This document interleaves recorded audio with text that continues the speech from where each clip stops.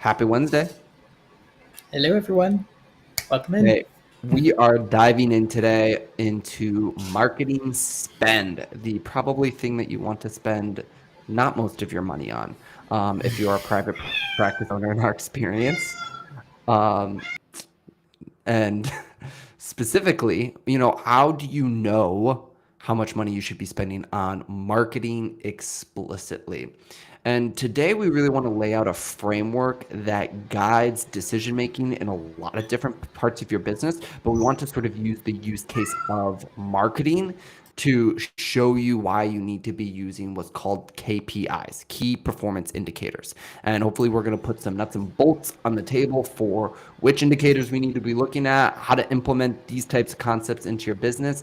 And this is especially potent if you are a practice owner that wants to make decisions quickly and eventually achieve better separation from your business. So if you're a solo saying, hey, how do I manage this business correctly? All the way up to, multi-location group practice. This is one of the massive strategies you need to implement if you're going to see that freedom and that clarity of decision making to hold you or your team accountable.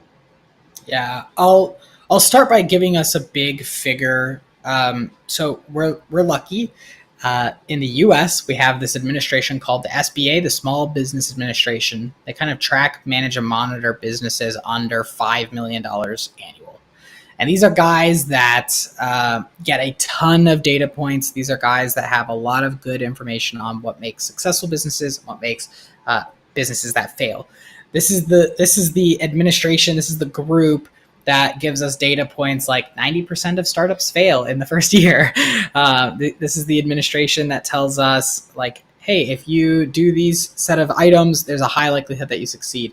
They also have a lot of cool tools and other things. The reason why I bring this up is because these guys have a ton of data and they suggest that you should spend between 10% and 20% for really competitive, arduous industries of your top line revenue on client generating activities.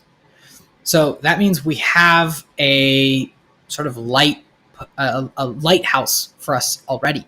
We've got a number that we can kind of stick to in the ground, and that's about 10 to 20% in competitive, or maybe it takes a little education or more difficult areas. And so, if you look at how much money you want to make, and you say, I want to go from point A to point B, or I want my business to grow in size, or I want my business to do X, Y, Z, you should be able to say, what's my current revenue?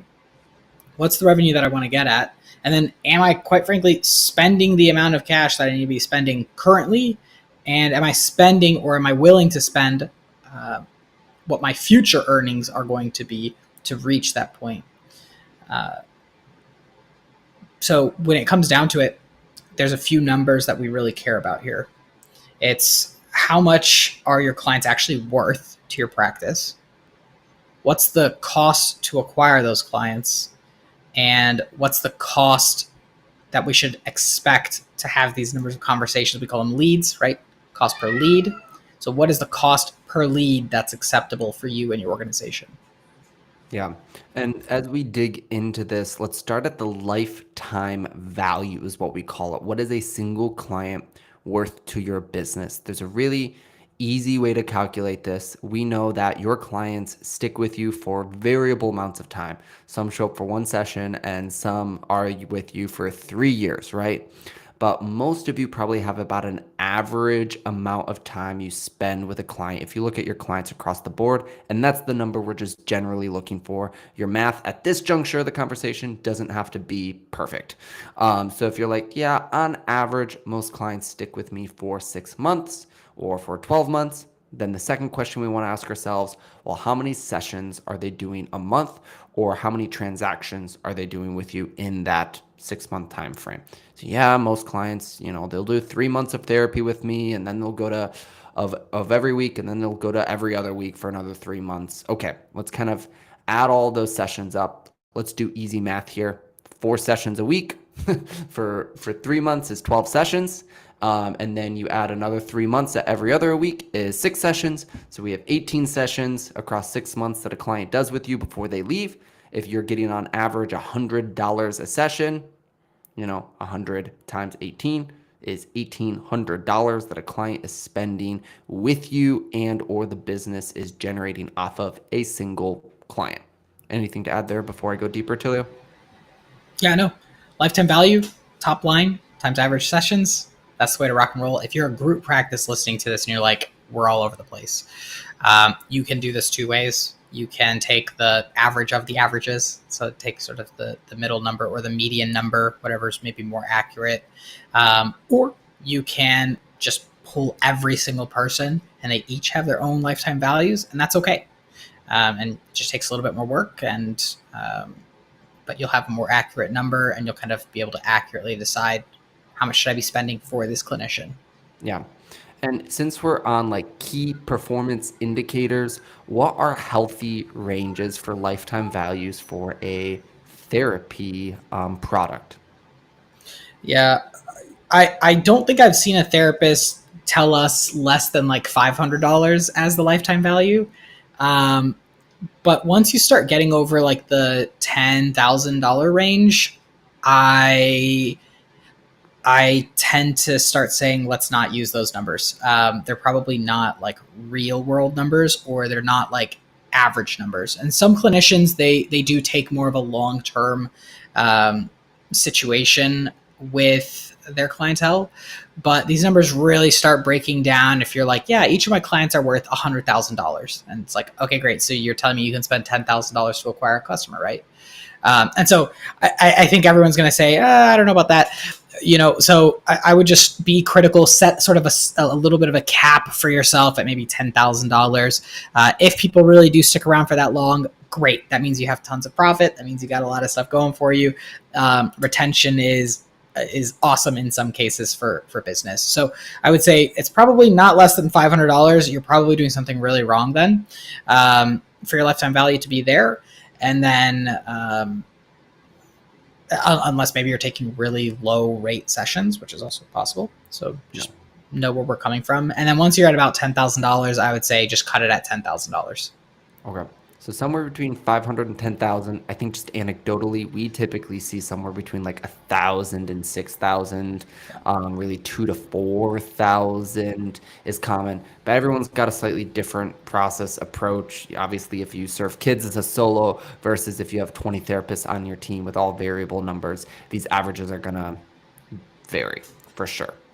But once we have that lifetime value, we now can ask the question, great, what do we need to do? How much money are we comfortable slash able to spend before we start losing money? So it obviously costs something, time, which equates to money, to fulfill a single therapy session. So if you spend $1,800 to acquire a therapy client, and it costs and they only spend $1,800 with you, well, you're probably going to lose money on the interaction somewhere, because that's not just a fully break-even scenario, and we're in this business to make money. So how far, if 18 is what they spend and 1,800 is what we spend to acquire the client, how far back can we take that number until we're happy? Can we spend $100 to acquire a client? Can we spend $1,000 to acquire a single client and be okay with making, or whatever? So now we get into some of these other numbers that can dictate profit margin, how much we actually spend on marketing, and other numbers we can audit. So this is where that small business administration number that I just gave you, that 10 to 20%, is most helpful. So we know a client is worth, from your previous example, $1,800. So if a client is worth $1,800, we can spend 10 to 20% reasonably to acquire this customer. And so we take that 1,800 and we get sort of a range. It's $180 to $360, right? That's that math. So $180 to $360 on the high end to acquire a client. And so what we start looking at is how much money did I total spend on client generating activities from this last month? And then how many total clients did I get? And you just divide that to check against this kind of control. So the control, let me just repeat that because I know this sometimes be confusing. The control that we're setting up here is your lifetime value, 1,800, and do the 10% and the 20% of 1,800. So 10%, 180, 20%, 360. So this is our control. This is what the hypothesis is based on Small Business Administration numbers and your lifetime value. Okay, so we've got this control now, 180 to 360. Now you can say it's realistic for me to spend 180 to 360 to acquire a customer. The sweet spot is in that range, or a little bit less. So if you're acquiring customers for 150, I bet you'll be happy all day, right? And so look at that as your range and start saying, am I just not spending enough? Because you could just not be spending enough. You could be totally out of range, out of breath, or you could be way overspending. And so now that you've set a control for yourself for how much it should cost to acquire a customer, then go look at your total costs, your total cost of acquisition, like how many customers you got divided by the total amount you spent, and then test that, like look at that compared to the control. Yeah. And there's a couple things to consider your costs to acquire the customer. Obviously, if you're spending money on an advertising channel, like a Facebook ad and or a like Psychology Today listing, right? That's a blunt, measurable cost. And then as we start to get more granular with it, it's like, okay, well, there's softwares. Am I paying for softwares to support my client acquisition strategies, like a Calendly or a HIPAA compliant CRM, or even my EHR if that's used, some of those things. And then am I paying an admin assistant to field the phone calls? And that's their primary role. Or am I taking my hours to field the phone calls? So you essentially want to go through, and if you can, add up either by hour or by direct measurable cost, anything you're doing to spend on client acquisition all the way to the point of the yes, right? And get that bucket. And some of you, you might be watching this and you might be like, shoot, the only thing I can track is the $30 I spend on my Psychology Today and when I take an intake call. If that works for you, great. But if you're also wondering why you may not have as many clients as you'd like, are you spending enough? And just in mine and Attilio's experience, when we're able to view client acquisition sort of through the pay to play lens of like, man, if I can belly up and figure out how to spend 150 to acquire one client or 180, whatever the number is, I'm probably going to be okay, because we also find that therapy practices typically don't have to spend a full 10% to acquire a single client. So this is kind of an interesting situation, right? Because we're looking at like, how do I make money without money in a lot of cases? And I think there's a lot of like low hanging fruit opportunities. And I think this is a lot of the reasons why a lot of therapy practices want referrals, right? Hey, it didn't cost me money to get the referral. This is specifically an activity that we set everyone's expectations with just knowing that new client generation is one of the most expensive things that you'll do for your business. And it's supposed to be expensive, right? You're putting yourself out there, you're trying to work with people. And oftentimes there's a lot that kind of goes into making this happen. And so at first it does cost a little bit, especially if you've never done it before. It costs time and energy and resources. But I think when you figure it out, that's where the real magic starts happening. That's when you start being able to just spend $1 and get out $3 predictably. And so it's supposed to be expensive in a lot of cases. If it sounds expensive, it is, and it's just supposed to be that way. The benefits from new client acquisition or building businesses like this is you get a lot of brand awareness. People get to talk about you or see your stuff. You also get to build a list oftentimes. So people who know you, this could be social media following, this could be an email list, this could be whatever. And then there's also the final real benefit of you can't get referrals unless you have new clients in the first place. And so getting those new clients is one of the precursors for referrals. So I think it's important to remember that as we're going into this. And even if you're like, I don't have money, there's always ways to get this process started. I mean, we've seen people get this process started for like $30, like honestly. Yeah. So It doesn't take a lot, but it does take something. Yeah. And I think as your business grows, I was reading a question a group practice owner submitted. They have almost 30 clinicians on staff, and they haven't spent on any forms of like traditional and especially like digital marketing up in this point to grow this practice. And so any money to spend on marketing at this point probably is going to feel expensive.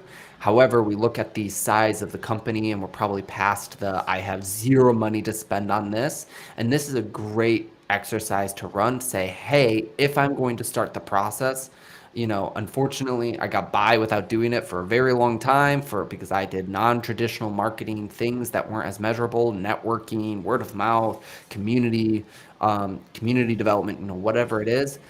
But if we want to play the game of maybe more traditional client acquisition methodologies, this is kind of the cost to pay to play, so to speak, and think through realistic numbers that you can still build a sustainable business off of.